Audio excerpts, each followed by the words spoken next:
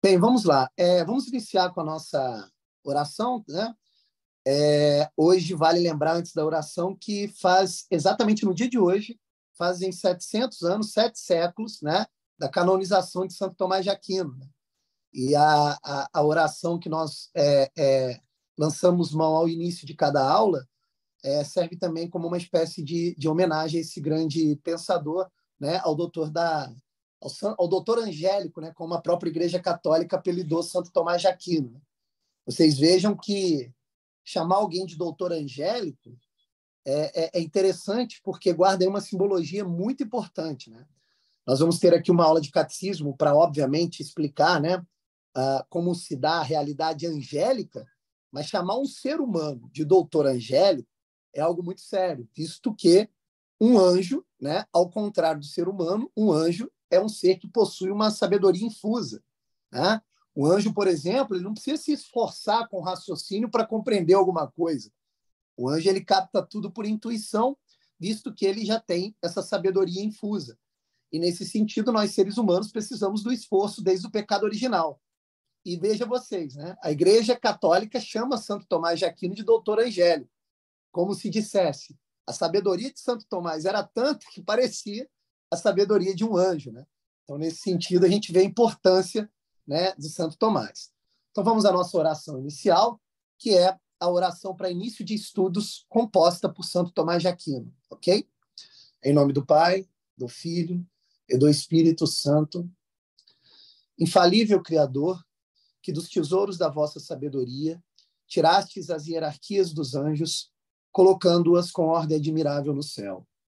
Vós, que distribuístes o universo com encantadora harmonia, vós, que sois a verdadeira fonte da luz e o princípio supremo da sabedoria, difunde sobre as trevas da minha mente o raio do esplendor, removendo as duplas trevas nas quais nasci, o pecado e a ignorância.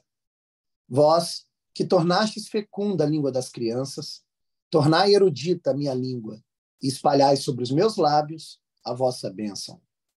Concedei-me a agudeza de entender, a capacidade de reter, a sutileza de revelar, a facilidade de aprender, a graça abundante de falar e de escrever.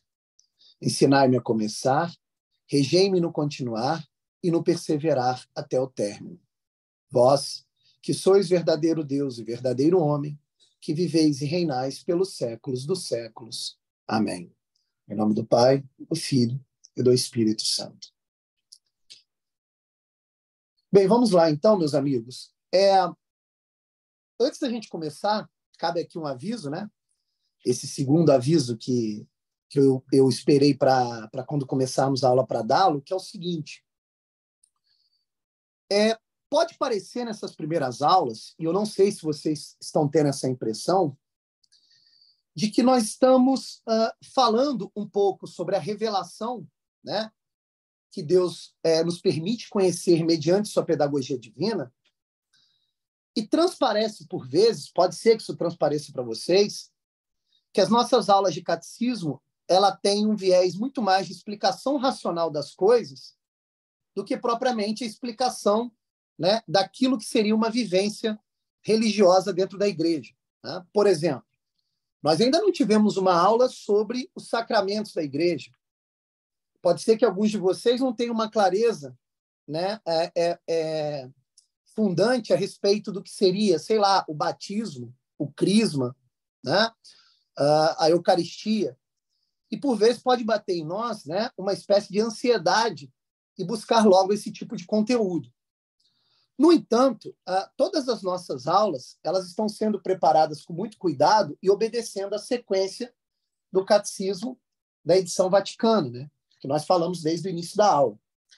E o interessante da estrutura desse catecismo é que ele quer nos mostrar primeiro como é que funciona a relação do homem com Deus, antes mesmo de entrar nessa questão mais prática da vida religiosa, né? Então, é necessário que nós tenhamos um pouco de calma e tranquilidade em relação à questão do conteúdo. E por que eu estou falando isso tudo? É óbvio que nós queremos o sacramento, é óbvio que nós queremos evoluir na vida cristã dentro da igreja, É óbvio que a gente quer perseverar na fé, é óbvio que a gente quer ter a nossa fé aumentada, a graça aumentada. No entanto, tudo isso que nós queremos, a princípio, nós queremos por quê? Pelo amor. A gente ama, de algum modo, Deus. Tá? De algum modo, Deus tocou no nosso coração e nos chamou a ter uma relação pessoal com Ele, e, por conta disso, é despertado em nós uma espécie de amor para com Ele. Né? Só que tem um detalhe. Só dá para amar com intensidade aquilo que a gente conhece. Daí a necessidade dessas primeiras aulas, que são aulas que têm um teor muito mais teórico e menos prático na vida religiosa, mas que é muito importante nesse sentido. É necessário que a gente tenha uma clareza, né, para compreender como se dá a relação do homem com Deus antes mesmo da gente participar da vida ativa na igreja. Né? Então, por isso, eu estou dando esse aviso e peço muita paciência a todos vocês que estão acompanhando as aulas, tanto os alunos aqui presentes quanto os alunos do YouTube. Né? Então, a gente tem que caminhar assim, de maneira bem tranquila para a gente compreender os detalhes da relação do homem com Deus. Então, por isso que, a princípio, essas aulas ela tem um teor mais teórico, mais filosófico, para a gente compreender mesmo essas coisas, para que nós possamos amar com mais intensidade. Eu repito, nós amamos com intensidade na medida que nós conhecemos o objeto amado. Né? E como o objeto amado aqui é Deus, é necessário compreender bem essa relação que nós temos com Deus. Né? Vou dar um exemplo disso. Eu sou casado com a minha esposa há 5 anos. Eu amo a minha esposa. Só que vejam que interessante. Esse amor ele vai aumentando na medida que eu conheço melhor a minha esposa. Na medida que eu vou conhecendo melhor a minha relação com ela. Porque se eu me negar a conhecer como se dá essa relação e quem ela é, obviamente esse amor ele pode definhar e pode falhar. E é mais ou menos análogo ao que nós estamos fazendo aqui. Nós estamos tentando entender como é que se dá a relação do homem com Deus, a partir da revelação do próprio Deus, para depois a gente entrar com um pouquinho mais de propriedade a essa questão da prática religiosa. Né? Então, eu só estou dando esse aviso, pedi para dar esse segundo aviso na medida que a aula fosse gravada, para que todos tomassem ciência disso. Vamos lá, então. Na nossa última aula, 15 dias atrás, nós falamos um pouco sobre o que foi ou o que é a revelação de Deus. Né? O que é a revelação? Porque é um tema central do catecismo, a questão da revelação. E não sei se vocês se recordam, mas nós vimos que a revelação é uma mistura de 2 ações. Quando Deus se revela ao homem, em uma primeira ação, o que ele faz? Ele se desvela ao homem, ele se mostra ao homem. Né? Ele chama o homem a um certo contato, mostrando parte, né, do seu ser. Mas, ao mesmo tempo, a palavra revelação guarda uma segunda ação, visto que a palavra revelar é botar um novo véu, prefixo re de repetição, e velar, colocar um véu. Então, na mesma medida que Deus se mostra, aparenta para o homem que está percebendo esse desvelar uma outra coisa que não foi mostrada, uma outra coisa que permanece escondida. Então, Deus ele se revela se mostrando e se escondendo. E ele não faz isso por uma espécie de sadismo em relação ao homem. Né? Vou aqui tirar uma onda com a cara do homem, vou me mostrar um pouquinho e me esconder um pouco mais. Não é por isso. É pelo fato de que Deus, como ele não possui limites, em termos de qualidade, ele transcende infinitamente a compreensão do homem. Então, toda vez que Deus se revela para o homem, no fundo, o que ele revela é um mistério. Mistério. Né? Então, a palavra central da revelação é a palavra mistério. Né? E o que é um mistério? O mistério é aquilo que fornece uma pista e que chama a atenção de uma inteligência do mesmo modo que não se desvela por completo. Então, a revelação tem esse caráter. Tem esse caráter. Então, vejam vocês. Se eu tivesse a capacidade intelectual de compreender tudo que está escrito nas Sagradas Escrituras enquanto revelação de Deus, ainda assim, eu não teria acesso a Deus em sua totalidade. Porque pela própria natureza de Deus, isso é impossível. E pela própria natureza do homem, isso também é impossível. Então, da inteligência limitada do homem e da infinitude do ser que é Deus, obviamente o homem não pode ter acesso em relação a Deus por completo. Então, o que Deus faz? Deus ele vai se revelar para o homem dentro de uma pedagogia que possibilite o homem a compreensão dessa revelação. Veja, não faria sentido Deus se mostrar de um modo ao qual o homem, sem a capacidade necessária, não pudesse compreender. Então, veja, Deus se revela dentro de uma pedagogia na qual a natureza humana possibilita essa compreensão. Então, toda a revelação de Deus que nós presenciamos pelas Sagradas Escrituras é condizente àquilo que o homem pode compreender. É condizente a uma espécie de pedagogia divina preparada para o homem. E não tem como ser diferente disso. No entanto, como é que essa revelação se dá? Ela se dá a partir de uma narrativa.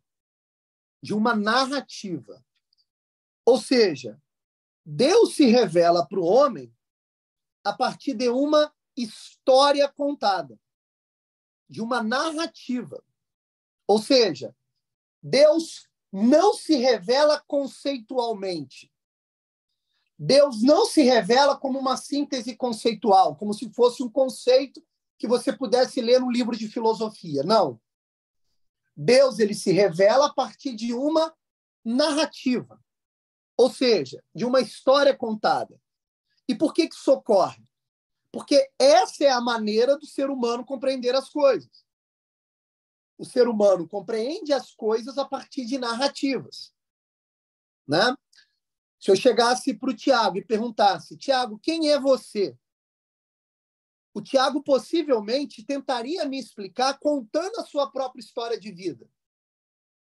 O Tiago tentaria traçar aqui para mim uma espécie de biografia, destacando ali pontos principais que foram forjando a sua personalidade. Ele poderia, talvez, no primeiro momento, trazer uma síntese. Olha, eu, Tiago, sou isso. Pá. A partir do momento que ele desse essa síntese conceitual, logo depois disso eu faria perguntas para destrinchar essa síntese que ele me passou. E ao me responder essas outras perguntas, ele teria que fazer uma narrativa. Não vai ter jeito. Ele, em algum momento, vai ter que contar a história da vida dele para explicar quem é ele. Essa é a maneira do ser humano. Isso é tão sério na vida humana que o ser humano ele transmite a sua sabedoria e o seu conhecimento através da literatura.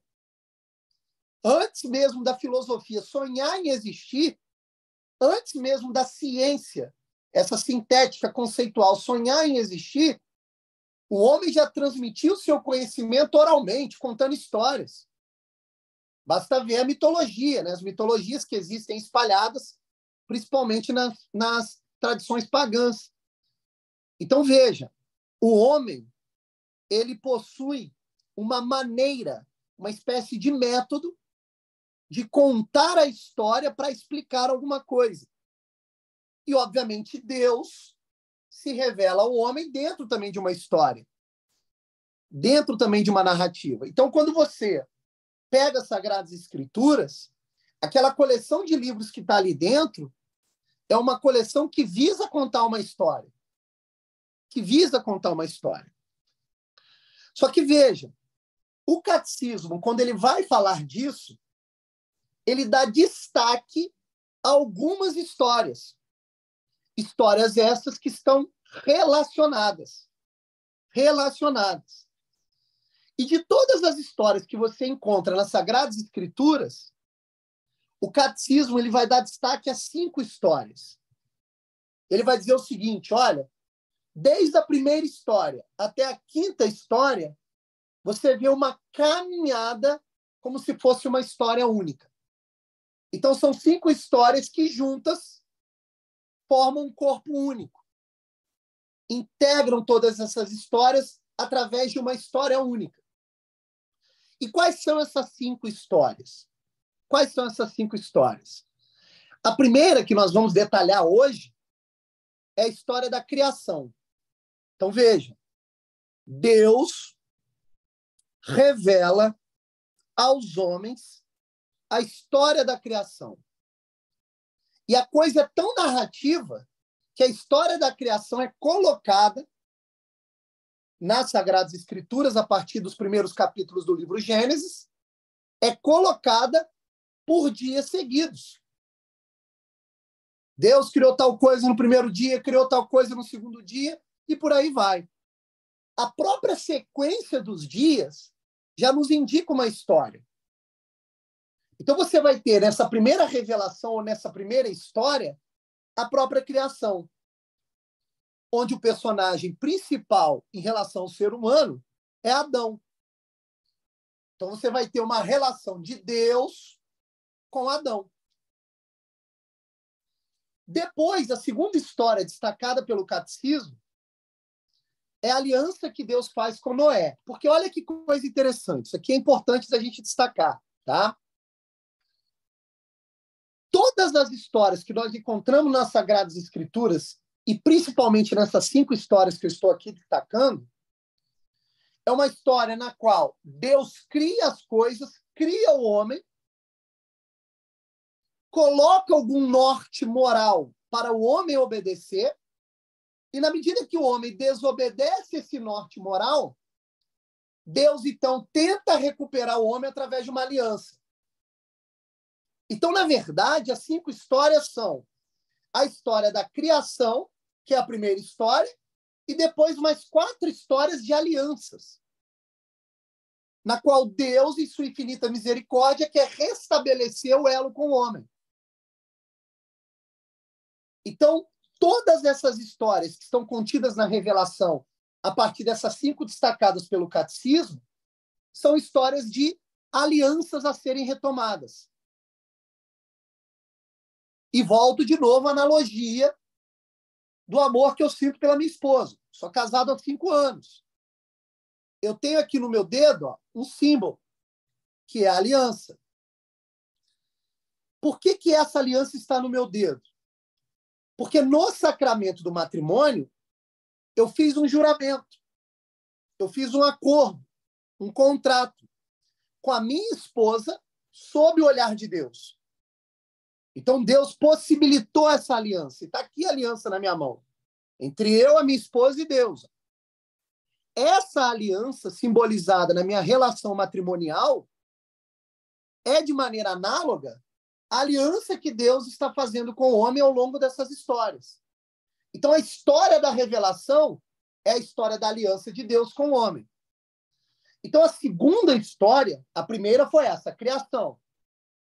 Deus fez uma aliança com Noé, desculpa. Deus fez aliança com Adão, Adão rompeu a aliança, Deus tem que restabelecer isso daí. Então, ele restabelece nessa segunda história. A segunda história é a aliança com Noé, que nós vamos ver nas próximas aulas. É interessante aqui que Deus, quando cria Adão, nós vamos ver com mais detalhes já já, Deus posiciona Adão no paraíso. E quando Adão trai a confiança de Deus, Adão é expulso do paraíso. Então, Adão, ele sai de uma condição muito boa para uma condição pior. Enquanto que, na aliança com Noé, acontece o movimento contrário. Deus, ele, a partir da ação do dilúvio, ele faz uma limpeza na humanidade, e na medida que está tudo destruído, Noé tem que restabelecer a humanidade. Então, Noé sai de um momento de baixa para uma subida. Então, veja, Adão no alto, queda. Noé embaixo, subida. Então, veja que só na comparação entre Adão e Noé, ou seja, a criação e a aliança com Noé, você já vê Deus se revelando dentro de uma didática. A terceira história é a eleição de Abraão. Ou seja, depois, com Noé, a terra é novamente povoada, e aí Deus começa a fazer um movimento muito interessante. Na medida em que o povo vai dispersando-se em relação ao contato com ele mesmo, Deus começa a ajuntar em uma espécie de preparo divino para a maior revelação que vai existir, que é o próprio Deus encarnado. Então, ele vai separando um povo dos outros povos. É aqui que vai nascer toda a narrativa abraâmica. Ou seja, a eleição de Abraão feita por parte de Deus já está nos indicando o seguinte: olha, o homem entrou de novo em idolatria, mas eu prometi que eu não vou destruir tudo novamente. Ele faz essa promessa, Noé, inclusive. Então, o que ele faz? Ele começa a eleger um povo, preparando esse povo para que, na medida em que, com a sua didática, ele vai se revelando, ele, então, se mostra para o homem, através do Verbo encarnado.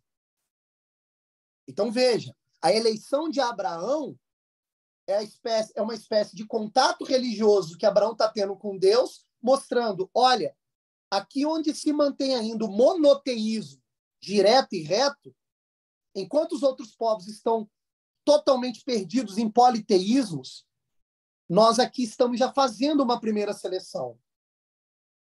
Depois, numa quarta história, na quarta revelação, que você já tem o povo ali escolhido, né, por intermédio da eleição de Abraão, você vai ter a libertação desse povo que acabou sendo escravizado pelo Egito, que é o povo de Israel. E aí o personagem humano que se destaca é Moisés. Vejam, essas quatro histórias, criação, né, aliança com Noé, a eleição de Abraão e o povo de Israel, essas quatro histórias elas estão presentes no Pentateuco, que são os 5 primeiros livros da Bíblia, no qual as 3 primeiras histórias estão no Gênesis e a última história espalhada nos outros 4 livros. E a quinta narrativa e a quinta história é a revelação plena do próprio Deus. A plenitude da revelação é a própria narrativa do Verbo encarnado, que nós vamos ter várias aulas para falar especificamente dessa revelação.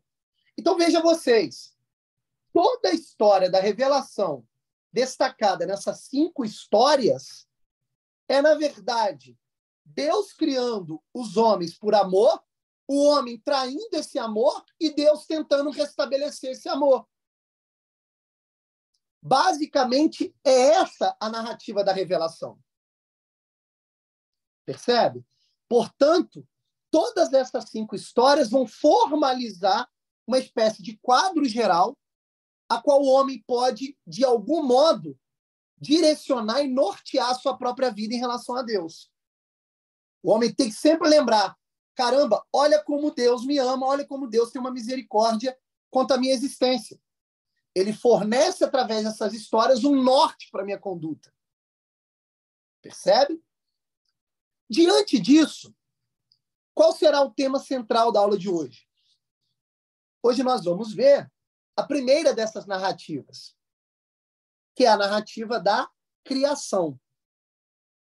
Essa narrativa tem que ser bem compreendida por nós, porque ela faz parte de uma narrativa fundante, ou seja, fundamental. E como o próprio nome já diz, é essa narrativa que servirá de fundo para todo o resto. Nós chamamos, inclusive, essa narrativa de narrativa primordial. Por quê? Porque ela recorre aos primórdios, aquilo que vem primeiro. Então, vejam vocês, se pudéssemos categorizar, de algum modo, as 4 primeiras narrativas em 2 grupos, nós teríamos a narrativa da criação como uma espécie de narrativa cósmica, mostrando como é que Deus criou todo o cosmos, enquanto que nas outras 3 narrativas, que é a história da aliança, nós temos a narrativa patriarcal, onde vai ser narrada a história dos nossos patriarcas, os nossos pais. Então, você tem a criação, narrativa cósmica. E você tem depois a tentativa de aliança de Deus com os primeiros homens, como a narrativa patriarcal. Hoje vamos dar destaque à narrativa cósmica, ou à criação. Né? Quando a gente trabalha a questão da criação do cosmos, da criação do universo, uma primeira ideia que nós temos, muito por conta do nosso imaginário ali forjado na infância, né? Eu, por exemplo, não sei se aconteceu isso com vocês, por exemplo, eu lembro das minhas aulas de catecismo na minha infância, onde a maneira pela qual a professora de catecismo narrava a criação, na minha cabeça ali de criança, aquilo era uma espécie de historinha, como qualquer outra historinha que eu pudesse ver em filme, né? E por incrível que possa parecer, até na nossa idade adulta a gente mantém esse tipo de visão, né? No entanto, essa visão, por mais que ela possa ser necessária numa espécie de didática para a criança, ela não é uma visão válida. Não é uma visão válida. Por quê? Porque a história da criação do cosmos não é uma fábula. Não é uma fábula. E não é um mito como qualquer outro. A narrativa da criação é, na verdade, uma revelação que Deus está nos fornecendo agora, nesse exato momento. O que eu quero dizer com isso? Eu sei que um de vocês poderia questionar o seguinte: espera aí, a revelação da criação não pode ser agora, porque a criação não está ocorrendo agora. Mas é aí que nós nos enganamos. Apesar da gente entender a narrativa da criação como um tempo primordial do início, é necessário compreender a narrativa da criação como acontecendo agora. Em que sentido? Se eu não tiver a percepção que a criação está ocorrendo agora, eu não consigo ter mais a compreensão adequada do que é a realidade que está à minha volta. O cosmos, ele existe agora. E ele foi criado por Deus. E eu tenho que ter a noção de que Deus está por trás, sustentando a existência do cosmos. E, portanto, criando o cosmos de novo, de novo, de novo e de novo. Porque se eu perder essa visão, a minha inteligência ela não consegue mais captar a importância do cosmos, a importância da criação. O que eu quero dizer com isso? Quando eu olho para o céu e vejo lá a Lua, o Sol, as estrelas, os planetas, quando eu vejo aquela imensidão, se eu não tiver em mente que tudo aquilo foi criado por Deus na medida em que eu estou olhando, eu não consigo ter a compreensão adequada do cosmos. Se eu olho para uma árvore, para um animal, se eu olho para um ser humano qualquer, e eu esqueço que Deus criou todas essas coisas, a minha inteligência não consegue captar a profundidade de tudo que existe. Então, veja, o assunto criação ele não pode ser tratado como uma fábula que foi contada há muito tempo atrás ou como uma maneira de tentar explicar para nós como tudo aconteceu. Não. A narrativa da criação ela tem que ser incorporada na nossa percepção agora, para que eu nunca perca a ideia de que Deus não só criou todas as coisas, como mantém todas as coisas existindo. Vejam vocês que coisa impressionante. O fato do ser humano cair em idolatria e construir um monte de seitas que estão idolatrando o sol, ou idolatram a lua, ou idolatram um animal, ou idolatram outro ser humano, todas essas idolatrias elas só ocorreram porque o ser humano perdeu de vista o mistério da criação. Perdeu de vista essa primeira revelação. E aí o que acaba acontecendo? O ser humano, movido por uma beleza meramente aparente da criação, ele começa a cultuar a criatura ao invés do Criador e cai em idolatria. Percebe? Então, é muito importante que nós atualizemos no agora a narrativa da criação. Agora vejam vocês. Quando a gente lê lá no Gênesis, toda a narrativa da criação, você vai lá, Deus está criando as coisas dentro daquela sequência de dias, nós devemos lembrar o seguinte, que Deus, antes da criação, e sempre, mesmo depois da criação, Deus é um. Deus é único. E na medida em que ele cria, ele está produzindo, criando outras coisas. Então, a maneira de Deus se revelar na criação é que quando Deus vai criando o cosmos, esse vai se multiplicando de algum modo.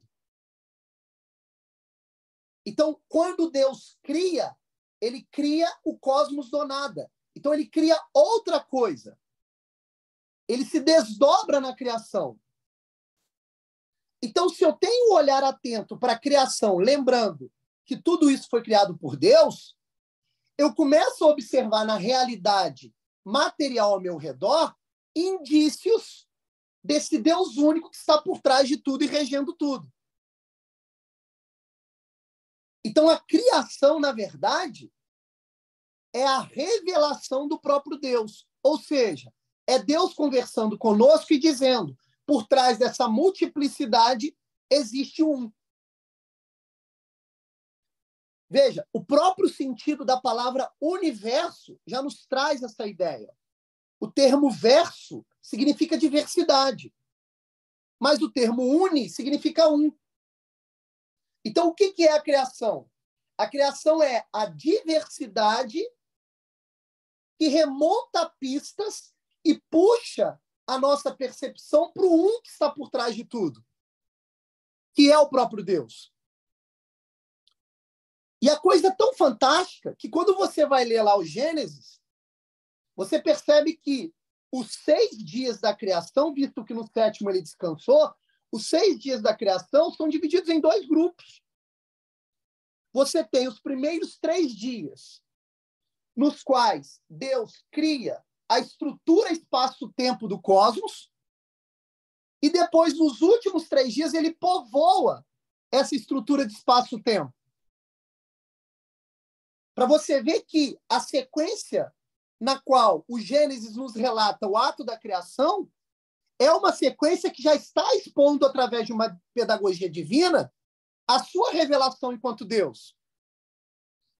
Porque é um Deus que estrutura o tempo e o espaço, depois povoa esse tempo e espaço, e o quadro geral da criação se mostra como uma maravilha e reflete a existência dele próprio.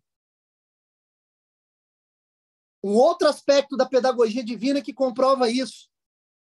O ser humano é o último a ser criado.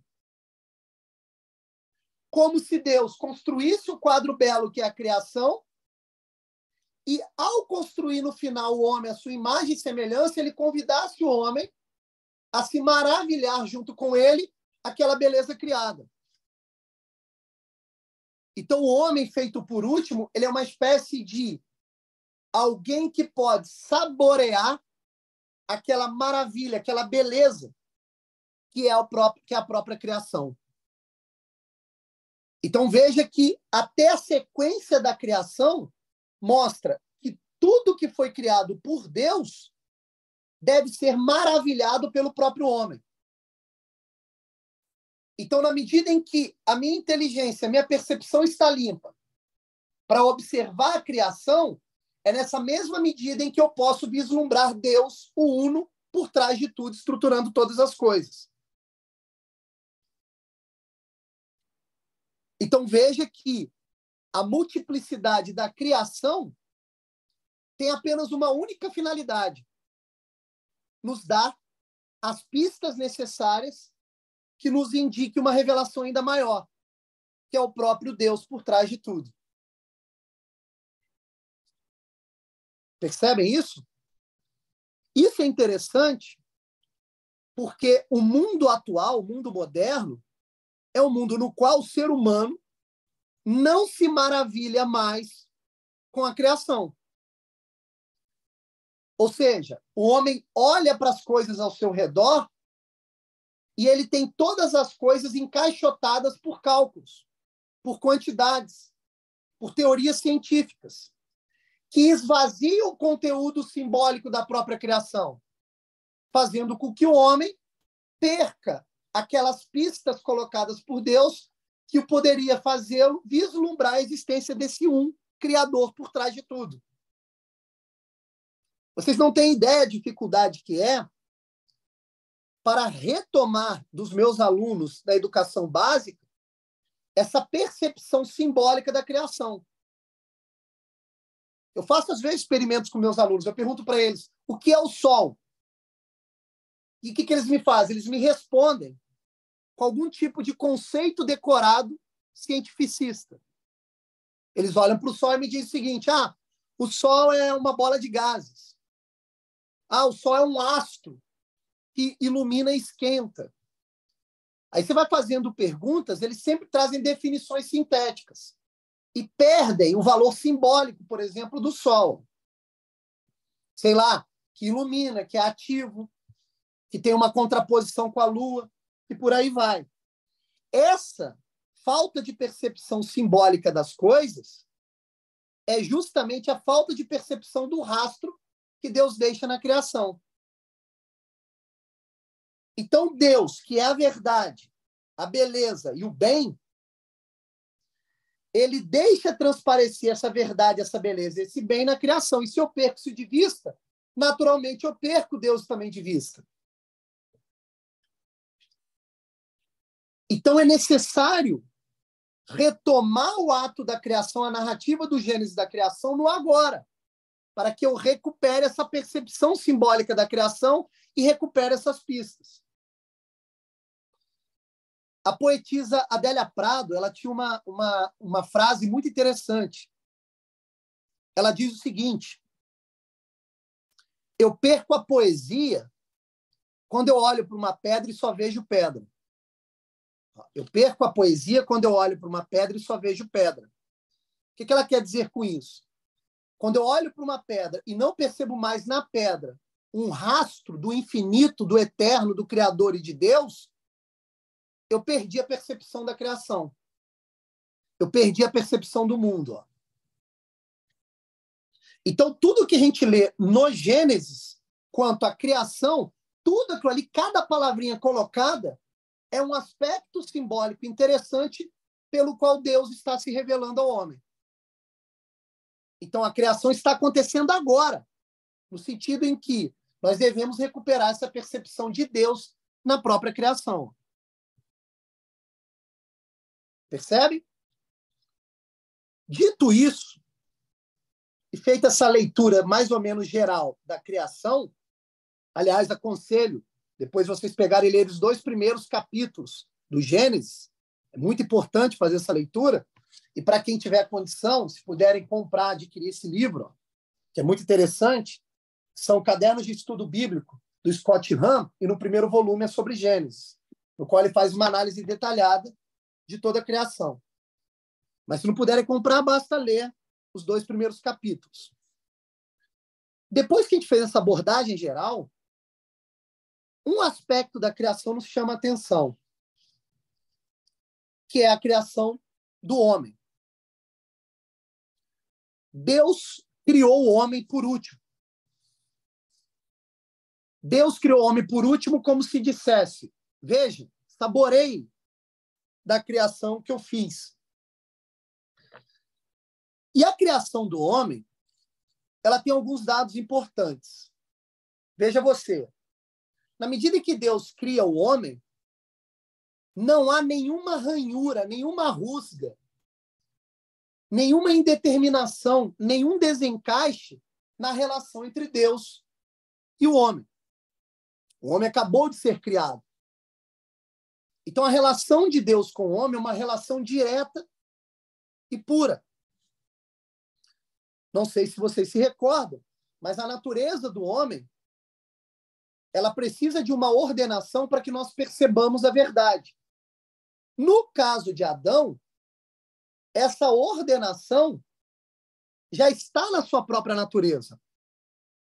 Então, você veja, os sentidos respondem ao intelecto, as paixões respondem ao intelecto, o intelecto direciona a vontade, e o intelecto e a vontade humanas já estão aliados à vontade divina. Então, veja, de Deus até o último sentido humano, tudo está alinhado de maneira perfeita. E, além disso, o que Deus fez ao criar o homem? Deus localizou o homem no paraíso. E o que nos traz como didática ou pedagogia a ideia de paraíso? A ideia de paraíso nos traz também a noção de que Deus, além de ter criado o homem, e o homem, após a criação, está totalmente ordenado à sua vontade divina, Deus ainda cedeu alguns dons ao homem. E esses dons estão acima da natureza humana. Mas como é que eu sei que Deus cedeu esses dons ao homem? Porque isso está revelado no Gênesis a partir da figura do paraíso. E que dons são esses?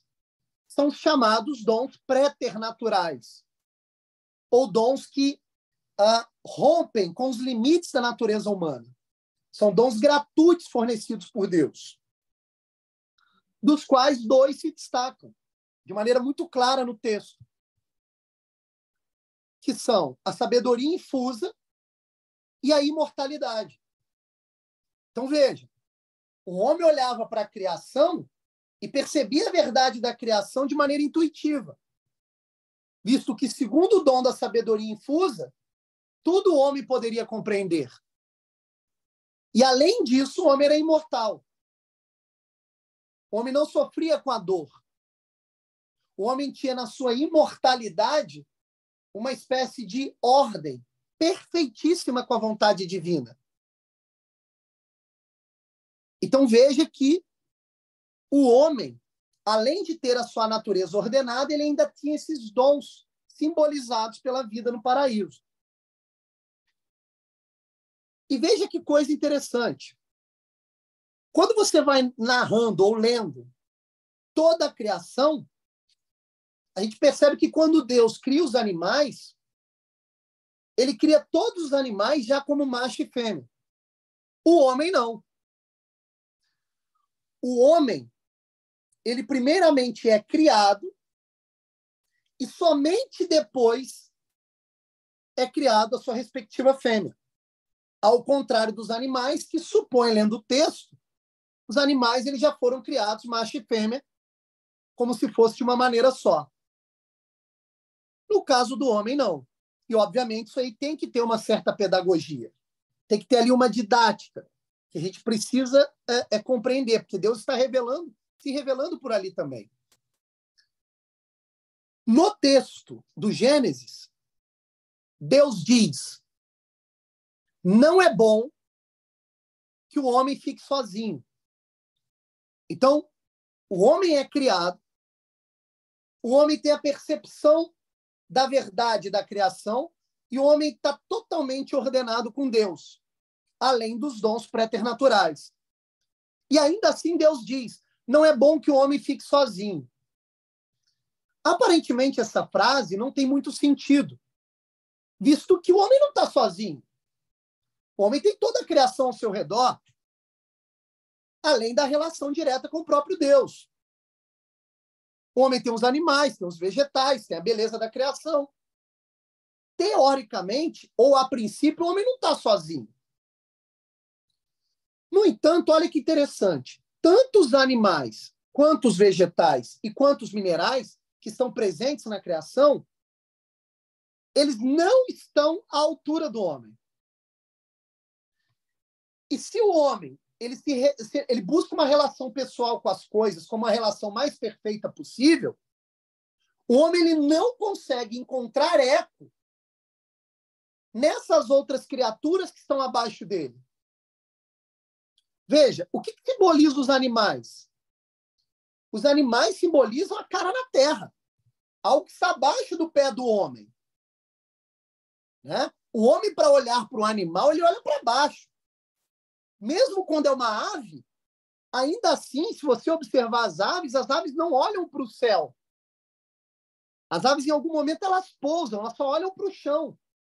Os animais, simbolicamente, já na narrativa da criação, eles já estão colocados abaixo do homem. Então, o homem não tem nenhuma companhia pela qual ele pode se relacionar de maneira pessoal.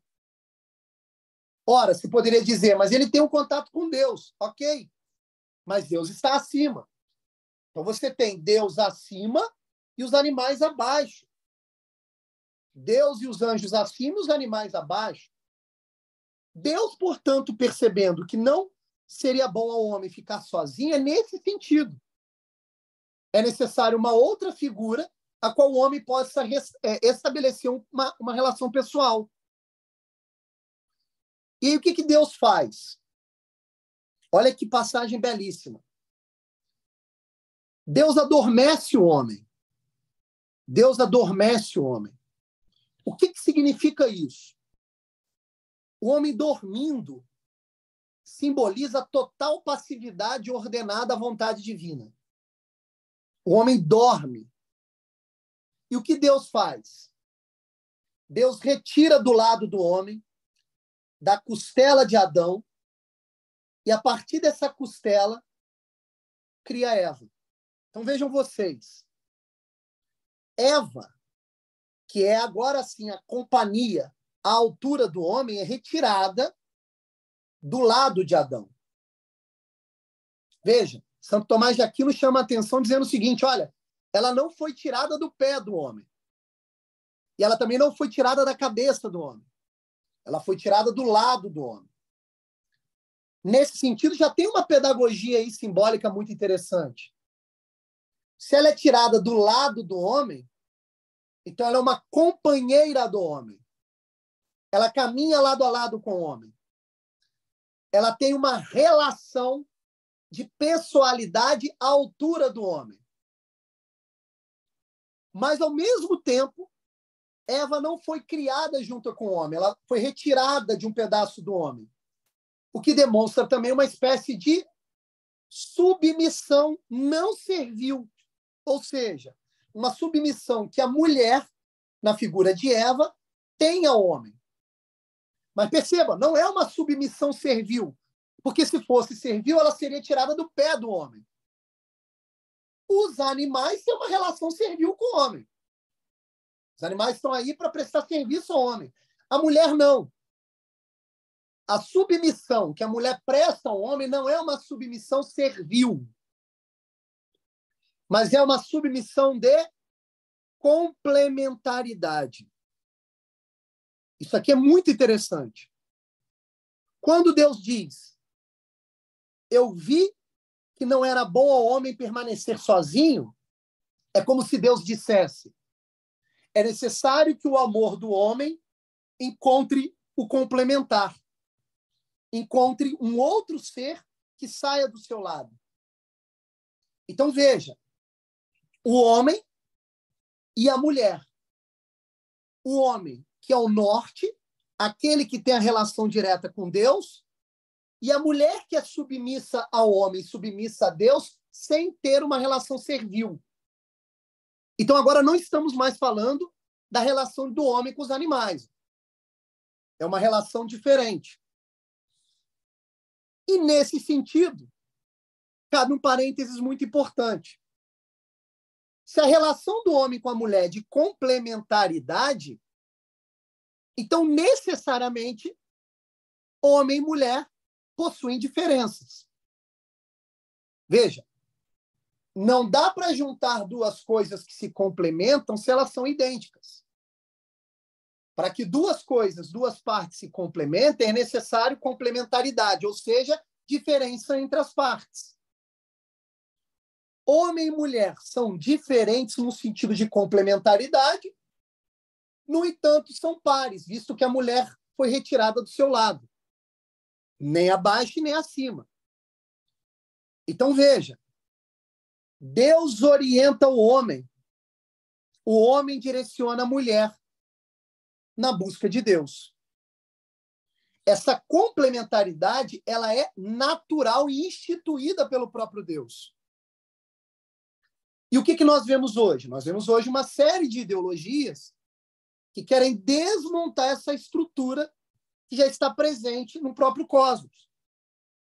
Você tem a ideologia feminista, a ideologia de gênero, que, de algum modo, quer retirar essa complementaridade. Mas, veja, retirando essa complementaridade, o que vai acontecer? Tanto o homem quanto a mulher, separados um do outro, eles não vão ter esse senso complementar e vão se diluir na própria multiplicidade da criação. Eles vão perder o norte de complementaridade. Vão perder o norte que os integra em uma coisa só. Percebe? Então, existem coisas aí que nós devemos perceber no fato da criação do homem e da mulher. Vejam vocês, Adão é o norte, a mulher é submissa a Adão. Quando nós olhamos toda a realidade cósmica, essa dualidade de norte e submissão está presente na criação. Vou dar um exemplo.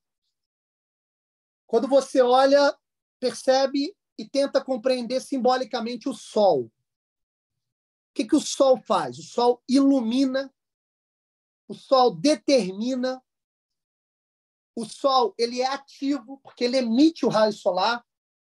E, em contraposição ao Sol, o que você tem? Você tem a Lua passiva, que reflete a luz solar, que aparece na medida em que o Sol a ilumina. E na percepção da criação, na medida em que você tem sempre pares complementares, onde um orienta e o outro é submisso, na relação homem-mulher não seria diferente. Aliás, a própria conotação física do homem, que tem seu órgão sexual exposto, e na conotação feminina, que o órgão sexual ele é interno, como se fosse um convite para o homem, você já percebe essa atividade e essa passividade. Né? Nós utilizamos, inclusive, em filosofia, dois conceitos para perceber isso de maneira muito adequada, que simboliza ali o polo ativo e o polo passivo, que são a forma e a matéria. O polo ativo é a forma, o polo passivo é a matéria. Então, vejam vocês, o homem é aquele que determina, é aquele que emite, é aquele que inicia, é aquele que dá o start, enquanto que a mulher, sendo passiva, é o polo material, é a matéria que recebe a determinação da forma. É a mulher que efetua a dinâmica depois de germinada pela forma. Não é isso? Se eu pego, por exemplo, essa xícara, eu tenho como polo material a cerâmica e o polo formal a própria forma da xícara. Veja, a cerâmica, na medida em que ela é passiva, a introdução da forma xícara, eu vou ter cada vez mais uma xícara mais perfeita. E na relação entre homem e mulher é a mesma coisa. Na medida em que o homem determina, pelo seu aspecto físico, pelo seu aspecto intelectual, a busca, né? Através do trabalho, através do esforço, a busca da garantia da vida de toda a família, a mulher é aquela que, enquanto isso, está gerenciando a casa, que está recebendo a determinação do polo masculino e está mantendo a dinâmica das coisas dentro de uma fluidez necessária. Então, o próprio aspecto da criação delimitada no Gênesis, a partir da figura do homem e da mulher, já nos traz a pedagogia divina que quer nos mostrar o seguinte: olha, o homem se realiza dentro do universo a partir da complementaridade entre ele e a mulher, que é o que nós chamamos de família.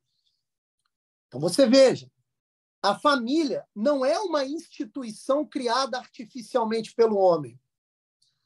A família, ela já existe desde sempre e foi institucionalizada pela própria criação divina, na medida em que Eva é criada do lado ou da costela de Adão. Vejam que, já na pedagogia da criação, você já tem uma pista da última revelação, que é a mais efetiva de todas, que é a revelação do Verbo encarnado. Vejam que interessante. Na figura da crucificação de nosso Senhor Jesus Cristo, num determinado momento, o que acontece? Um soldado enfia a lança no lado de Cristo. E do lado de Cristo jorra o quê? Sangue e água. Água representando o batismo e o sangue a Eucaristia. E o que são batismo e Eucaristia que não o centro da igreja? Então, o que ali está nos mostrando? Que a igreja que saiu do lado de Cristo, ela é submissa ao próprio Cristo. Mas que, no entanto, é ela que expõe a dinâmica da ação do próprio Cristo na criação. Veja que coisa bonita isso. No Gênesis, você já vê isso dentro de uma pista muito interessante. A mulher é submissa ao homem, na medida em que a mulher é a dinâmica da ação da forma do polo ativo, que é o sexo masculino. Então, qual é o acesso que eu tenho ao polo ativo, ao Criador, ao Cristo? Pela igreja, que é a esposa de Cristo. E isso já está colocado de forma simbólica na própria narrativa do Gênesis. Isso é mais uma prova que a narrativa da criação não é apenas um fato primordial passado, ultrapassado, mas é algo que remonta a nossa percepção da realidade no agora. Percebem? Basicamente, é isso. Nós voltaremos a esse assunto em outras aulas, quando precisarmos de falar da família, né? O catecismo tem capítulos especiais em relação a isso. E também quando falarmos do matrimônio. No entanto, estou aberto às perguntas ou comentários, caso queiram fazer.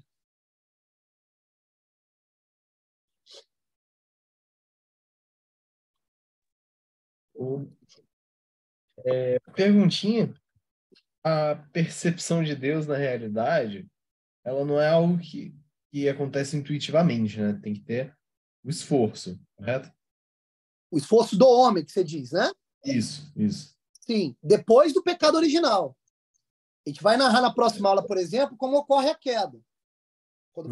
Como foi que o homem desobedeceu à ordem divina e ele, então, caiu. Ele foi expulso do paraíso. A partir desse momento, o homem perde a sabedoria infusa. Ou seja, perde um dom que era doado por Deus. Ou seja, ele saiu do paraíso. Lembra? O paraíso está simbolizando ali esses dons preternaturais. Na medida que o homem, depois de desobedecer a Deus, ele é expulso do paraíso, ele perde esse dom. Aí agora o homem tem que fabricar o próprio pão. O que é fabricar o próprio pão? É se esforçar para compreender na criação esse uno que está por trás de tudo. Certo. E quando Deus sustenta a realidade, dá para explicar na prática como isso está acontecendo a partir... Sim. Como é que é? Óbvio que dá. Um exemplo bobo. A realidade continua existindo e de maneira ordenada. Isso daí é uma prova cabal de que existe uma inteligência ordenadora agindo por trás de tudo. Entende? Porque, veja, se não tem uma inteligência ordenadora agindo por trás de tudo, vamos supor que Deus tenha criado o mundo e largado o mundo de mão. Deixa o mundo agora agir sozinho. Obviamente, já não teríamos uma ordem movendo o mundo. Já teríamos caído no caos. Por quê? Porque a criatura sozinha, ela não tem o poder de manutenção da ordem. Se a criação perde o contato com o Criador, a criação ela não continua movendo-se de maneira ordenada. Porque é próprio da imperfeição da criação o se degringolar, o se diluir na multiplicidade. Veja, quando o homem desobedece a Deus e a queda ocorre, o homem perde esse alinhamento que antes era perfeito com a vontade divina. E aí tudo vai degringolando de cima a baixo. A vontade do homem deixa de ser ordenada à vontade divina. O intelecto do homem deixa de ordenar as paixões mais baixas. As paixões começam a produzir ruído na inteligência e na vontade. E o homem começa a perder o norte. Aí as besteiras são sucessivas.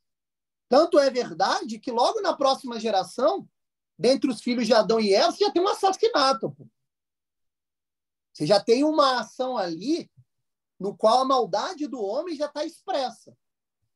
Mas tudo isso por quê? Por uma desordem inicial.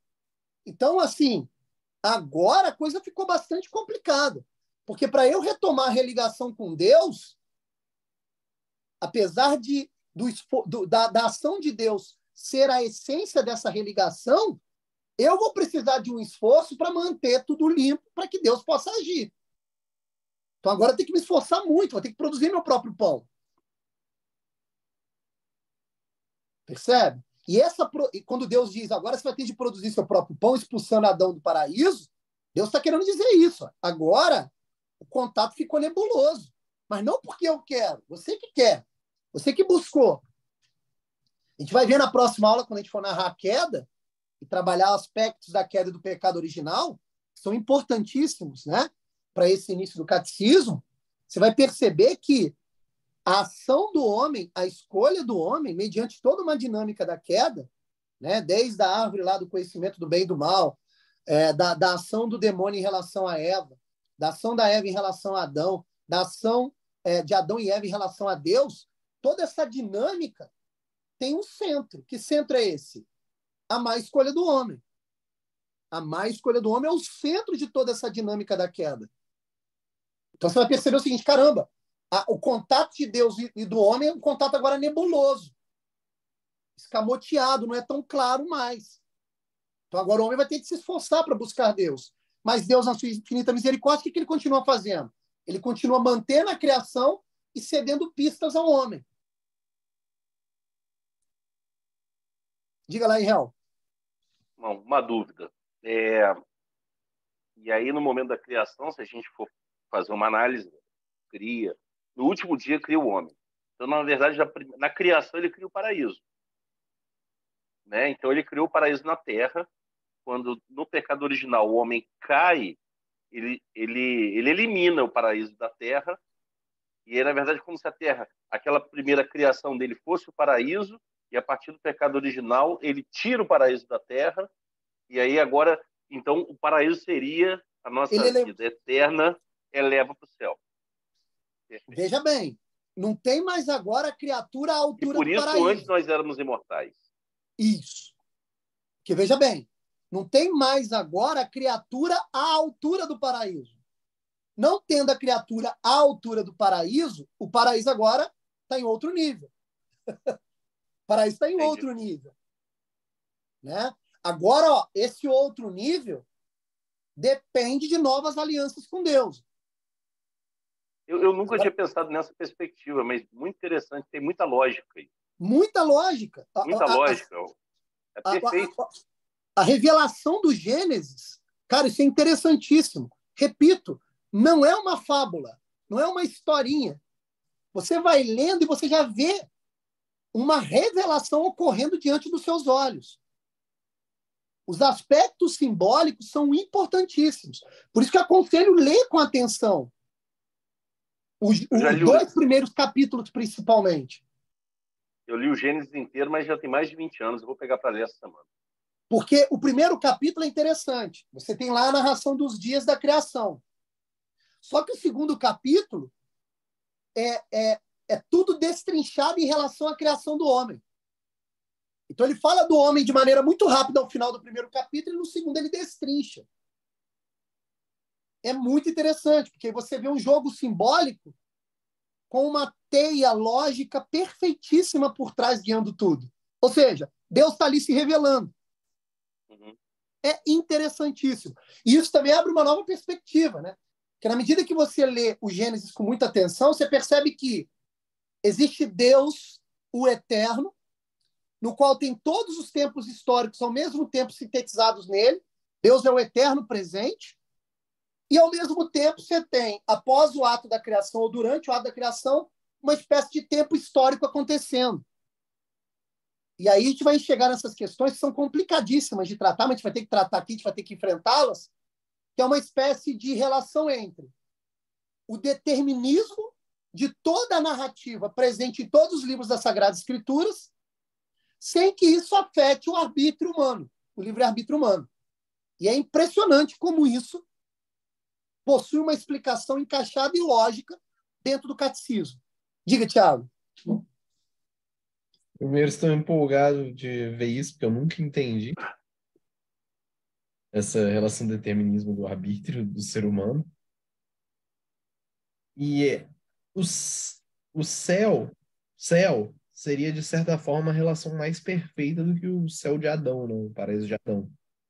Correto? Sim, Deus sim. mais perfeito. Porque olha só, o que acontece? O paraíso de Adão não é o fim de tudo. O paraíso exaltado, que nós estamos chamando, para além dele, o céu, é o contato do homem com Deus. É o fim da história, no sentido de que agora o homem ele já foi julgado e ele já está vivendo a felicidade plena. Então, veja, é óbvio que a felicidade plena é superior à felicidade do paraíso adâmico. Não é o fim de tudo. Fim aqui no sentido, não no sentido de término, tá? No sentido de finalidade. Não é a finalidade de tudo. Percebe a questão? Então, veja, vai ter um momento pós-existência do homem nessa narrativa temporal que, após essa narrativa temporal do homem, vai ter uma espécie de abertura para uma nova realidade na qual a felicidade plena vai ser alcançada. Então, é obviamente ser muito superior ao paraíso adâmico. O paraíso adâmico, inclusive, é uma espécie de pista dessa felicidade plena que nos espera. Quer ver? Vou dar um outro exemplo. Depois que o homem desobedece a Deus, o homem conhece a morte. Até então, o homem era imortal. O homem conhece a morte. A partir desse mal, Deus extrai um bem, que é o seguinte: agora o homem vai ter de conviver com a morte, e a morte física do homem já é uma espécie de prenúncio que avisa o homem, através de uma didática perfeita, o seguinte: é necessário você ter temor de uma outra morte, que é muito pior do que a morte física, que é a morte espiritual. Então, veja que interessante. A morte física acabou funcionando para nós como uma espécie de didática no qual nos explica o seguinte: na eternidade tem uma morte pior que a morte física, meu filho, que é a morte espiritual, que é o inferno. Então veja que coisa impressionante. Toda a narrativa do homem, desde a criação até a sua queda, e depois as narrativas das alianças, por mais que o homem tenha caído e a vida do homem passou a ser mais difícil, ainda a partir dessa dificuldade, existe um bem gigantesco que pode ser alcançado pelo homem pela graça do próprio Deus. É difícil até de explicar, porque como é que, caindo, você consegue vislumbrar coisas maiores? Né? É um negócio fantástico, porque somente Deus pode fazer assim. Ele extrai de um mal um bem inimaginável. Quer ver? Vou dar um outro exemplo. Depois que o verbo se faz homem e o homem assassina Deus, e Deus, escolhendo essa narrativa do assassinato, escolhendo se sacrificar, Deus nos diz: olha, eu estou me sacrificando porque eu quero, para perdoar todos os pecados de todos os homens ao mesmo tempo. Ou seja, quando você tem esse maior sofrimento de todos, que é o Deus estirado na cruz, você abre também a possibilidade para o maior perdão de todos. Então, o maior sacrifício é irmão gêmeo do maior perdão de todos. Perdão que até então era inimaginável pelo homem, até o momento do sacrifício do Cordeiro, do sacrifício do próprio Deus. Então, existem algumas quedas existe uma coleção de maldades que ocorrem na narrativa humana que quando você para meditar, você fala assim, caramba, a cada maldade que transparece na narrativa humana, existe uma graça ainda maior transparecendo por essas frestas. Ó. Isso é impressionante. Ô, Roberto. Diga. Vou tentar elaborar aqui, não sei se já meditou Sim. sobre isso. E tipo assim, parece, a gente vê nessa história, quando a gente lê essa história e a questão da queda e a criação de Adão, e Adão, não vou chamar de um estado, foi criado no estado superior ao nosso, né? Sim. Chamado do estado como se fosse o perfeito, mas ele não havia sido confirmado. Perfeito. Como não havia sido criado no estado superior, mas não confirmado. Parece, e o homem tendo livre-arbítrio, parece que esse erro, essa situação da queda, é como se fosse realmente necessário na nossa condição de criatura que isso acontecesse para que no momento final a gente chegasse ao estado que a gente precisa. É como se o negócio fosse perfeito mesmo, porque Exato. a gente tem que errar para ser confirmado. A história, a dependência da criatura com relação a Deus não seria a mesma se o homem não tivesse errado no primeiro momento. Não ia, você entende o que eu estou dizendo? Não ia ser como assim não ia ser necessário esse perdão, esse sacrifício, esse retorno, todas essas alianças, toda essa caridade, todo esse amor que tem por Deus, Deus tem pela gente. E é como se aquele erro fosse necessário. Isso é doideira de falar, né? É até esquisito. Você fala assim, pô, mas o erro é meio necessário, mas é bonito. Porque Exatamente. a história do homem fica mais bonita ainda, e o amor fica mais evidente quando você reflete e pensa dessa maneira. Exatamente. E veja, das 100 ovelhas que o pastor tem, quando uma se perde, o pastor corre atrás dessa uma e se afasta um pouco das 99. E a maior alegria que Deus diz experimentar é quando essa perdida, retorna ao rebanho. E olha que coisa mais interessante ainda.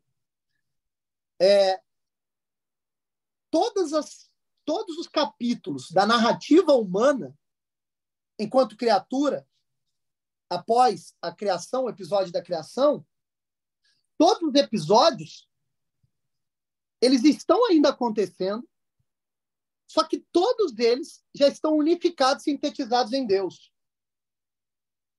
Então, o drama da salvação do homem, ele já está escrito. O autor já acabou o livro. Nós estamos vivendo e escolhendo. E Deus é tão misericordioso que ele, criando o homem à sua imagem e semelhança, ele possibilita o homem e percebendo essa construção, capítulo após capítulo, e tendo esse vislumbre dessa felicidade plena prometida. Se pararmos para meditar um pouco sobre isso, a gente vai perceber que isso daí é de uma beleza extraordinária. Uma beleza extraordinária. O que isso significa? Significa dizer o seguinte, olha, se você meditar bem, você pode falar assim, olha, caramba, eu já estou salvo. Caramba, eu já estou condenado. Quando você diz isso, você medita sobre isso, eu já estou salvo, ou eu já estou condenado, isso abre uma perspectiva para nós da realidade, que é uma perspectiva que nos mostra apenas uma única saída. É necessário que eu retome agora o contato pessoal com Deus. Vou repetir, ó. Quando eu percebo que eu já estou condenado ou eu já estou salvo, quando eu percebo, não é que eu sei disso, quando eu percebo que lá na narrativa final eu já estou condenado ou já estou salvo, isso aumenta de tal modo a gravidade da minha existência que me obriga a retomar o mais rápido possível o contato pessoal com Deus. Enquanto eu não penso sobre isso, a minha vida não tem a gravidade necessária. A minha vida ela parece ser meio gratuita, meio assim, casual. Tá, vou indo, vou levando. Vou apostar que lá pertinho da morte, Deus me salve. E eu não preciso fazer muita coisa. Veja, me parece essa opção muito arriscada. Entende? Então, a questão de que toda a história já está escrita e, ao mesmo tempo, estamos escrevendo a história, essa dupla questão que parece contraditória, no fundo, já é mais um aspecto da pedagogia divina. É, no fundo, nos mostrando. Cara, é necessário você retomar o contato comigo. É Deus dizendo isso. Diga, Thiago. Diga, só terminar aqui. Outra questão importante do homem ter sido criado nesse estado natural, mais o estado de graça desse presente dado por Deus, é porque se essa questão e a gente ter essa história de redenção tentando retornar a esse estado, não poderia ser diferente. Porque se a gente não fosse criado nesse estado, a gente não teria o vislumbre do retorno para onde ir. Qualitativamente. Sim. Não tem como. Não teria como. Que modelo é esse que eu estou buscando? Você vai buscar uma coisa que não existe dentro da história da sua criação. Você não teria. Tá ouvindo? Tá me ouvindo ou não? Agora sim. Você não teria referência qualitativa de retorno. A gente não saberia para onde retornar, a gente não saberia para onde ir.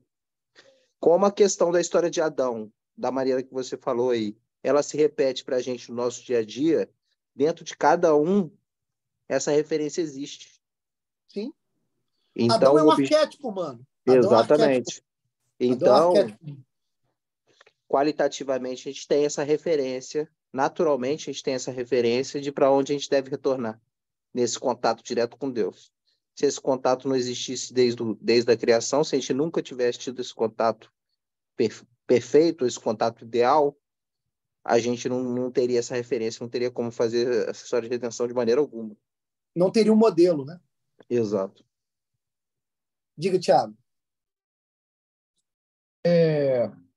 Já que eu já estou salvo, já estou condenado, o que me impede de ter o raciocínio oposto, de já está tudo pré-determinado e as escolhas são inúteis?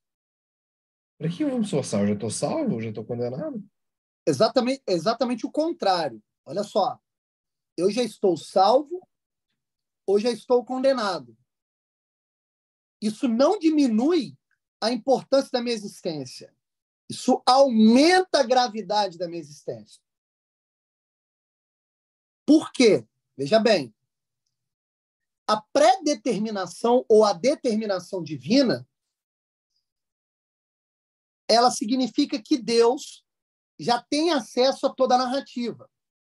Não é você que tem acesso à narrativa. É Deus que tem acesso à narrativa. Não é você. Você está escrevendo a história. Você está escrevendo a história. A sua tese, Thiago, faria sentido se eu tivesse acesso a toda a narrativa. Se eu tivesse acesso a toda a narrativa, aí sim, eu poderia enxergar a minha vida como uma vida meramente casual e poderia cair no niilismo. Sabe? A mera vontade de nada. Tipo assim, dane-se. Mas você não tem acesso a isso daí. E veja, a falta de acesso é uma graça cedida por Deus. É aquilo que eu falei no começo. Deus, ele não se desvela por inteiro. Deus se revela. Então, ele está pedindo de você o seguinte, olha, eu estou aqui te doando fé. Haja de tal modo que eu possa aumentar essa fé dentro de você. Ó. E na medida que eu, Deus, estou aumentando essa fé dentro de você, você vai percebendo a gravidade de que é a sua existência como pessoa. Percebe? Porque olha só. A narrativa toda está escrita. Eu não tenho acesso a essa narrativa. E é evidente que eu tenho livre-arbítrio. O que me resta? Me resta escolher de acordo com a vontade de Deus. Isso me resta. Porque se eu não fizer isso, eu estou escolhendo a minha própria condenação. Ou seja, eu estou entrando num grau de soberba ao qual eu disse para mim mesmo: eu sei a minha narrativa e já estou danado. Entende? A sua condenação, ela é assinada por você. Você está dizendo o seguinte: eu sou Deus, eu já vi a minha narrativa e já estou condenado. Portanto, quero a condenação. É isso que você está dizendo. Agora, quando eu olho para a realidade e sou honesto com a realidade, o que eu percebo? Percebo o seguinte: caramba, eu não conheço a narrativa. Não conhecer a narrativa é um fato real, objetivo, eu não conheço. Se eu não conheço a narrativa e só Deus conhece, o que cabe a mim fazer? Usar o meu livre-arbítrio para encaixar a minha vontade à vontade de Deus, horas. É o que eu tenho que fazer.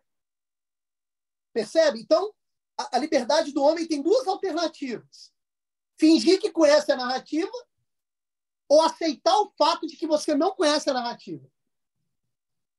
O primeiro caminho é de mentira. Você vai mentir para você mesmo, vai mentir para as evidências, vai mentir para a revelação, vai mentir para Deus. O que você está fazendo? Você está assinando seu atestado de condenado. Pô.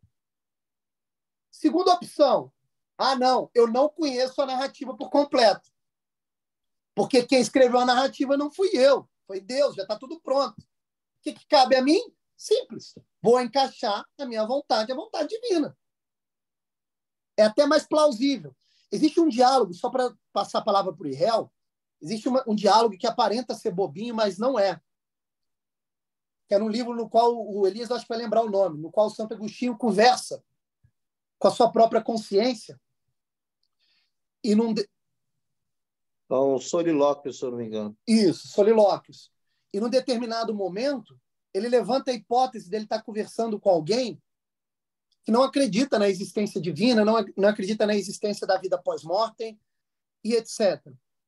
E aí, Santo Agostinho levanta um argumento que parece meio bobo, mas é bem interessante, é de uma intuição muito profunda.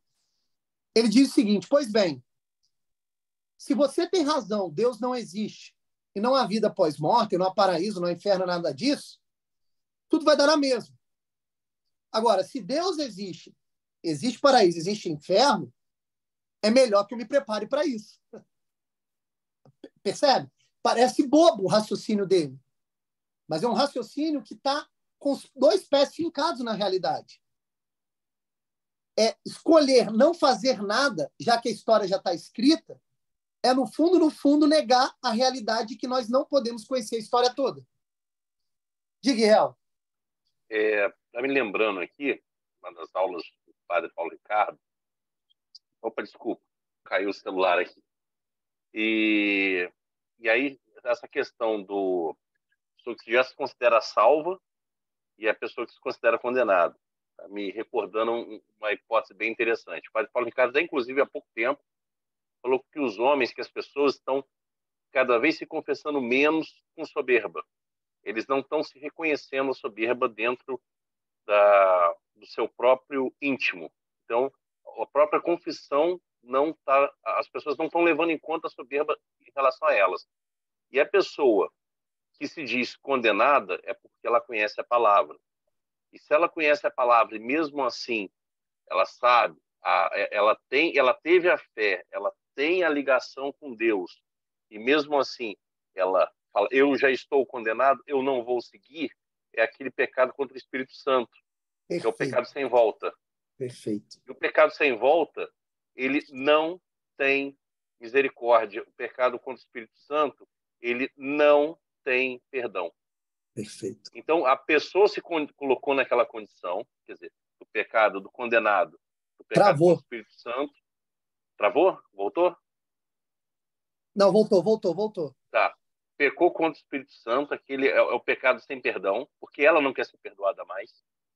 E a questão da soberba, a gente está caminhando, a humanidade está caminhando para um momento nesse sentido, porque as pessoas estão se confessando cada vez menos com a soberba. E isso é um ponto que, depois que eu assisti essa aula do Padre Paulo Ricardo, eu comecei a pensar e tentar fazer uma autoavaliação. Acho que é importante a gente transmitir isso e com que as pessoas façam uma autoavaliação quanto à soberba, porque às vezes você foca muito no pecado lá dos 10 mandamentos, você vai focar muito no pecado, que são aqueles pecados carnais, mas estão esquecendo dos pecados espirituais, os pecados que você pode se destruir.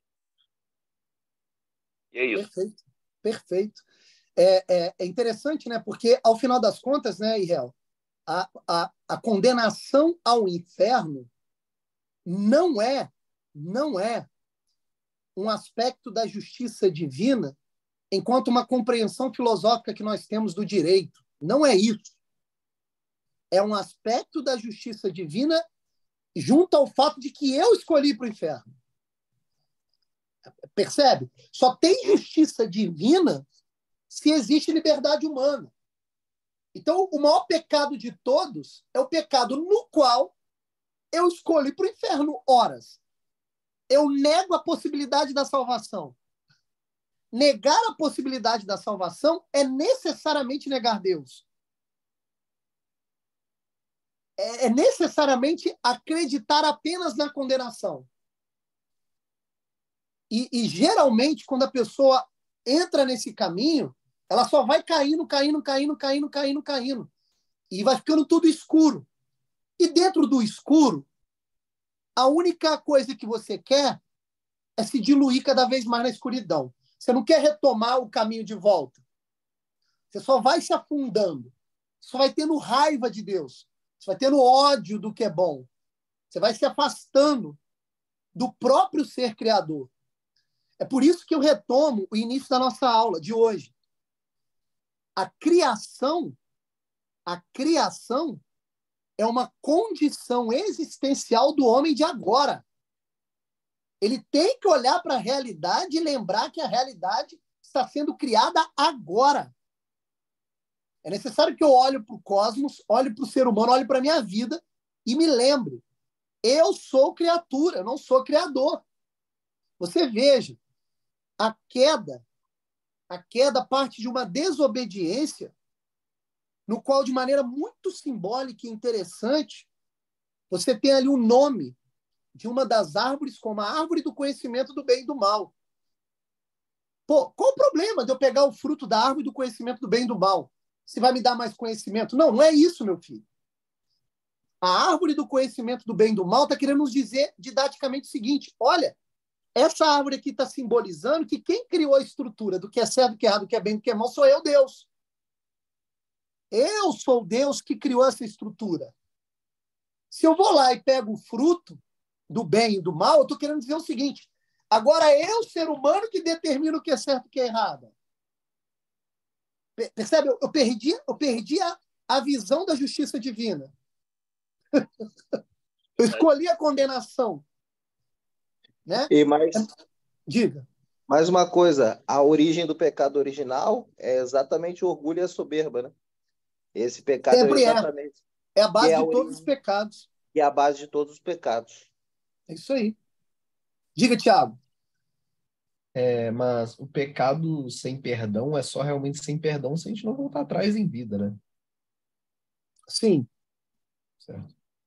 Deus é que perdoa. Deus perdoa. Só que como a minha relação com ele é pessoal, visto que eu tenho dignidade de pessoa, eu quero perdão. Eu tenho que querer o perdão. É aquela história que eu contei, né? Da pagã que vem se rastejando à mesa do desjejum de Cristo, no qual ela fica falando e Cristo nem olha para ela. Ela não está à altura, é cachorrinho. Cristo chama ela de cãozinho. Aí ela diz, não, mas qualquer migalha que cai da mesa me alimenta. Aí Jesus olha para ela.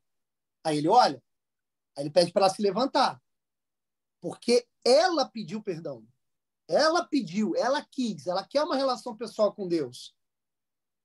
Então, assim, Isso não é isso é algo muito sério. Porque se você meditar bem sobre essa questão da criação, do pecado original, do inferno, da condenação, da salvação, a minha existência ela ganha uma gravidade no qual eu começo a perceber o seguinte: olha, está passando da hora de eu ter relação pessoal com Deus, cara. Porque é só Ele que me salva. Entende? Assim, eu vou ter que fazer isso daí. Se eu não fizer isso daí, eu estou realmente assinando a minha biografia voltada para a condenação. É isso. Essa questão do... Uma pergunta. Essa questão do pecado sem perdão, eu já meditei um pouco sobre isso. Ele é sem perdão, mais no sentido do que é um caminho meio sem volta, onde a alma só tende a se diluir. A partir do momento que você toma certas escolhas, que são pecados contra o Espírito Santo, você torna gente, cada eu vou ter vez que mais... sair, tá? Eu tenho que buscar Valeu, minha filha Real. do curso agora. Sem problema, Valeu, um meu amigo. abraço, gente. Um abraço. Me parece que é um caminho que você toma, a questão de agir contra o Espírito Santo é o caminho que você toma, onde, independente do que Deus quisesse fazer, você ia acabar negando ele de qualquer jeito. Não é Exatamente. nesse sentido? É exatamente isso. Exatamente isso. É que mesmo se ele aparecesse para você na sua frente, você ia negar, coisa que você ia o caminho que você não tem mais ponto sem retorno. Em vida É como você se tem, fosse um ponto em sem vida retorno. você tem sempre chance para retornar. Não, sim. Depende da maneira que você... se você tomar um caminho onde você passa a ter raiva da interferência de Deus, como se você tivesse... me parece que Deus sempre você pode não... tirar Não, nossa não. raiva. O que vocês dois estão falando não são posições excludentes. Não são posições excludentes. O que acontece?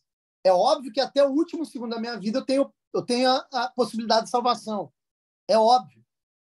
Agora, se a possibilidade da salvação se atualizou, então quer dizer que o pecado não foi contra o Espírito Santo, pô. Entendeu? As duas coisas não se excluem.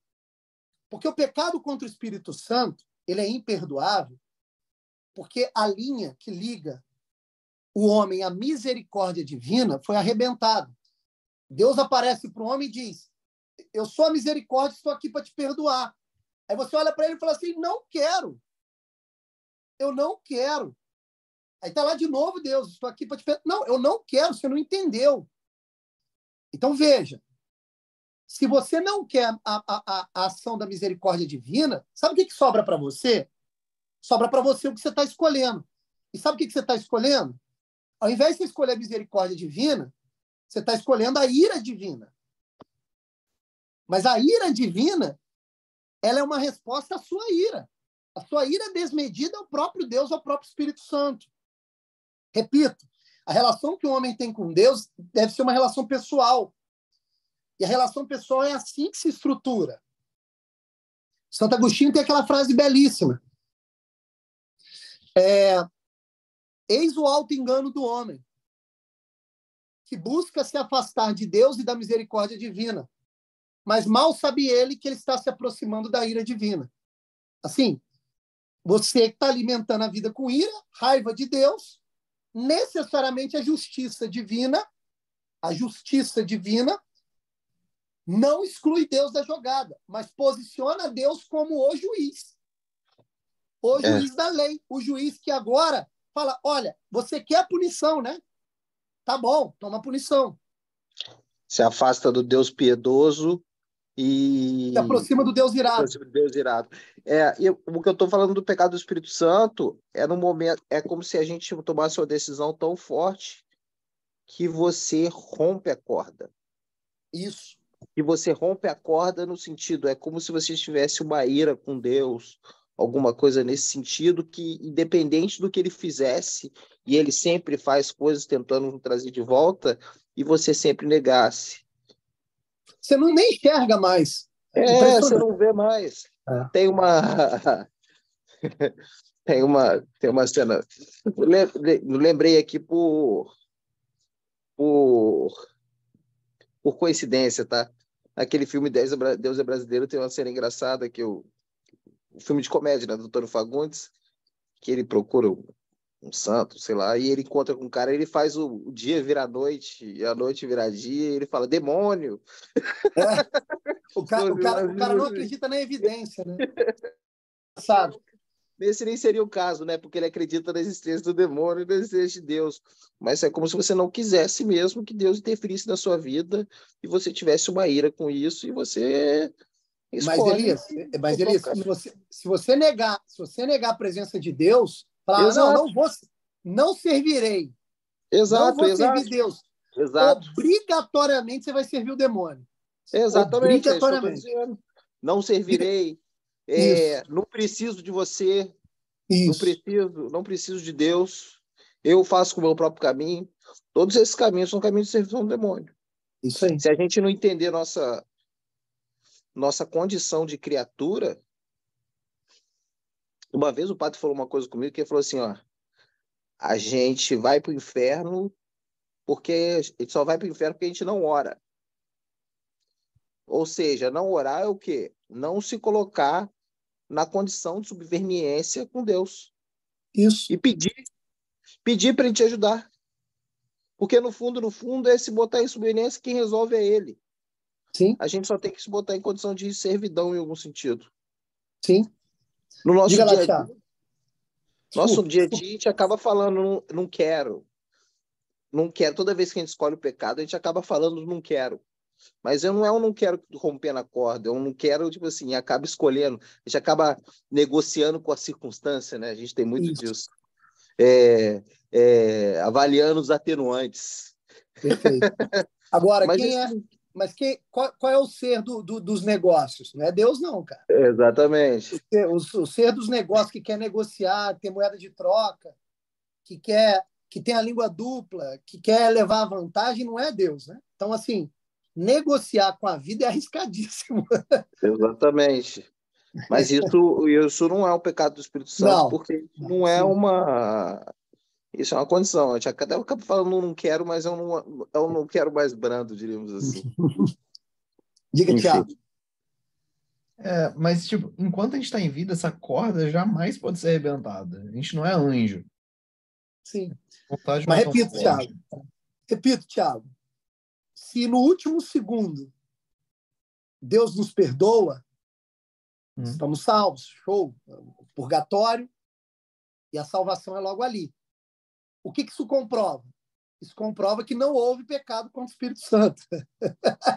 O que eu estou querendo te dizer é porque você está pensando, você está tentando aí criar uma lógica estabelecida, uma lógica estabelecida numa gradação das ações humanas pecaminosas, ao qual, como é que eu vou dizer? A qual é impossível narrar, em termos práticos, o que seria o pecado contra o Espírito Santo. Entende o que eu estou dizendo? A exemplificação do pecado contra o Espírito Santo é o pecado que arrebenta a corda. Não tem exemplificação.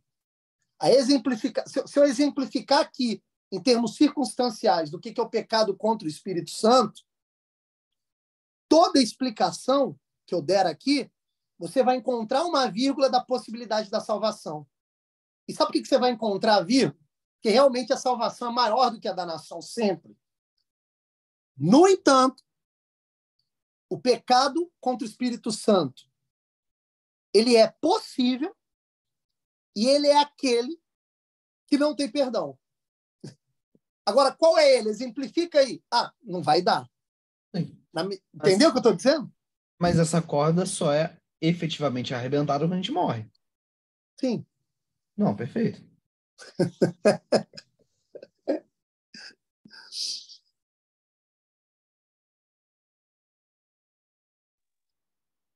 Diga, Elias. Vai falar?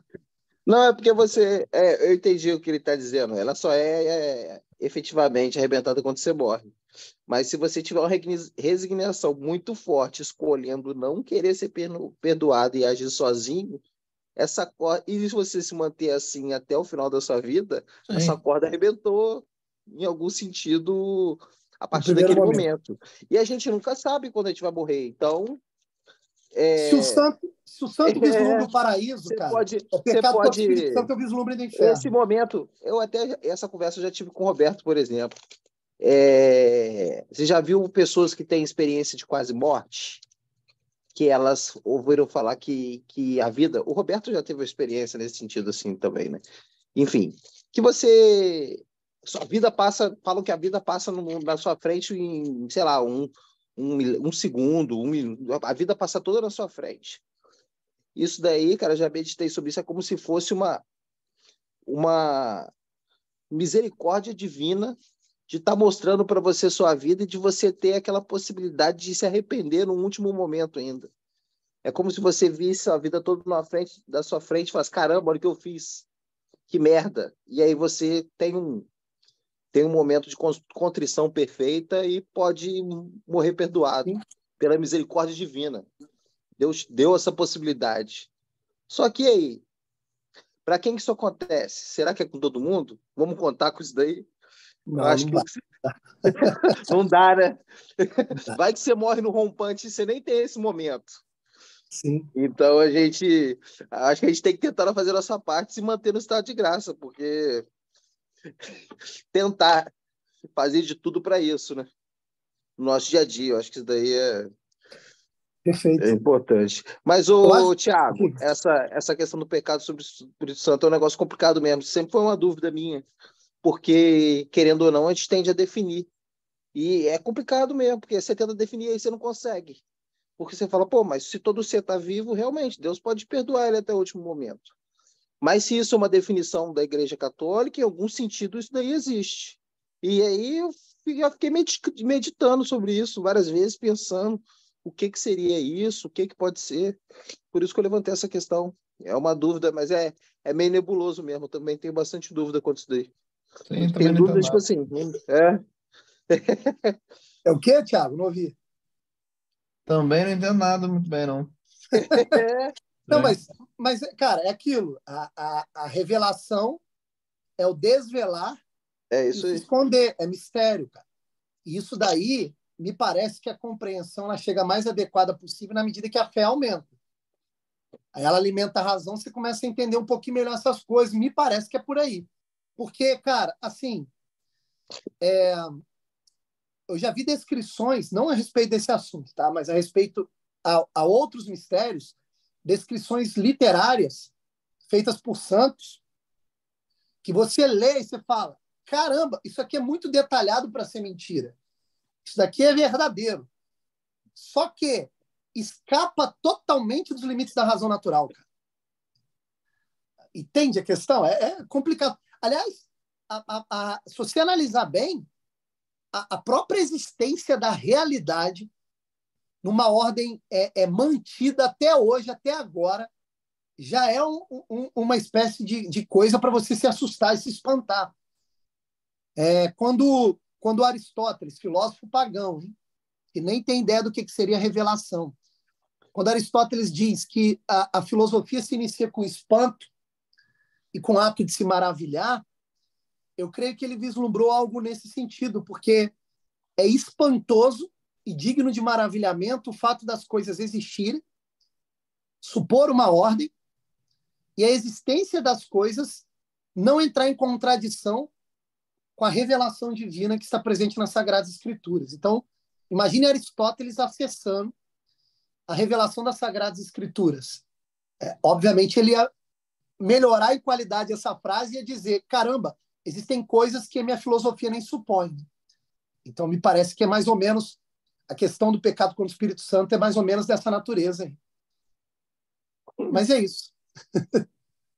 Ok, meus amigos? Diga-me. Uma vez o Sérgio falou comigo, falou com todo mundo, né, com os alunos, numa aula, uma coisa que ficou na minha cabeça e eu aprendi. A gente tem que aprender a conviver com a dúvida. Perfeito. Perfeito. É isso aí. Conviver com a dúvida e meditar, tentando resolver esses problemas. Porque é exatamente essas coisas que movem a gente a estudar, a buscar, e um dia a gente vai lá e o problema se resolve. Ou não. Além de ser além de ser uma possibilidade que nos motiva a humildade, né? Ao ponto de falar assim, ó, esse negócio aí tá meio difícil de resolver, eu não entendi mesmo, não estou conseguindo. E na oração pedir luz de Deus, qual o problema? Deus, me ajuda aí. Se tiver que ser revelado, vai ser, senão continua, mistério. É isso aí. O próprio professor Olavo também falava bastante disso também, falava que, tipo assim, pô, tem tanta coisa que eu não conseguia entender, aí às vezes eu rezava para Deus, sei lá, e botava, entendi. Passava um tempo, eu entendi aquele negócio. É isso aí, a gente tem que aceitar o fato de que Deus está no controle. Essa frase que é repetida pelas senhorinhas que reza o terço, elas são a essência da vida cristã, me parece. Aceitar a vontade de Deus. Isso parece bobo, tá? Mas a gente vai percebendo ao longo das aulas que essa frase, aceitar a vontade de Deus, é uma frase que tem uma profundidade assustadora. Não, e sobre esse assunto tem um livretinho sensacional sobre isso, que é o Tratado da Conformidade Divina. Se eu não me engano, é do Santo Afonso Ligório. É um livretinho fininho, poucas páginas. Mas esse livro é sensacional. Maravilha. Boa dica. Vou começar a colocar a bibliografia no nosso grupo lá, né, para ir ajudando. Então é isso, meus amigos. Ok? Valeu, cabeça. Valeu, Elias. Valeu, Thiago. Manda um abraço para Vitória aí. Final de semana. Valeu, gente. Valeu. Um abração. Vamos nessa caminhada aí de 1 ano e meio. A gente vai conseguir sobreviver. Vamos sim. Até mais. Um abraço. Um abraço. Ô, Roberto. Vai fechar coração, não? Opa! Seu bando de pagão. Tá me ouvindo? Fechou.